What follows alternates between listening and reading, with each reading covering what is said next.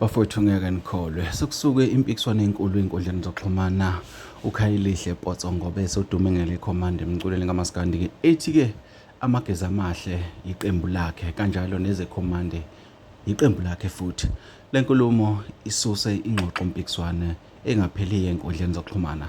Bafowethu ngicela unibingelela la kwesiqiniseko eseminto baqala ukusijoyinela ikhasi ngicela benze ubulungisa-ke bacindezele ibhathini la-subscribe-ke baphinde balaykhele amavidiyo-ke enginenzela wona. Bafowethu-ke izindaba zinkulu ey'nkundleni zokuxhumana-ke emva kwenkulumo-ke ebhalwe uKhayelihle Potso bese-ke laphana-ke sikhuluma-ke ngekhomanda-ke yamavikela mbuso-ke laphana-ke njengoba-ke sazi ukuthi insizwa-ke endala-ke endimeni kaMaskandi-ke yayibamba ishisa insimbi-ke kanye-ke nomtshengiseni umfokagcwensa-ke yaze-ke indidane-ke yakhothama emhlabeni-ke yasala-ke yaqhubeka namageza. Ithe iqhubeka namageza-ke yagcine-ke siphuma ibhodwe layo njengoba-ke iy'ngane zeqhawe-ke zasey'khulile.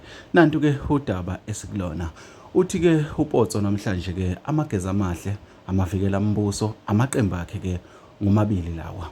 Kusho uPotso le nkulumo abantu abaningi-ke bakhomente kakhulu ngayo-ke bamphikisa abanye babuza ukuthi-ke iy'ngane zeqhawuthi thina zona-ke iliphi-ke elazi iqembu njengoba-ke siyakhumbula ukuthi amageza amahle-ke aholwa-ke iy'thole-ke le ndidane-ke uSipho Gcwensa-ke laphana-ke hambisana-ke nabafowabo-ke oZama-ke laphana-ke.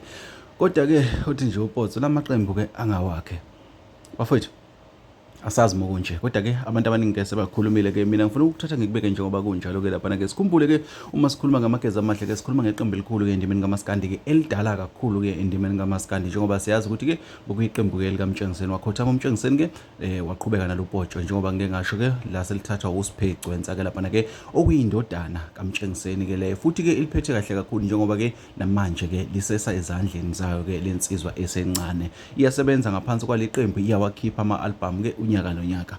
Uthi uPotso amaqembu akhe lawo ayi bafowethu asazi kuthiwa ingabankulu-ke ingabe isakhulumeka kodwa-ke le iyakhulumeka nanto udaba luseyithebeni mina-ke ngisaphuma kanje ngizobuya nezinye-ke uma ngikutholela zona.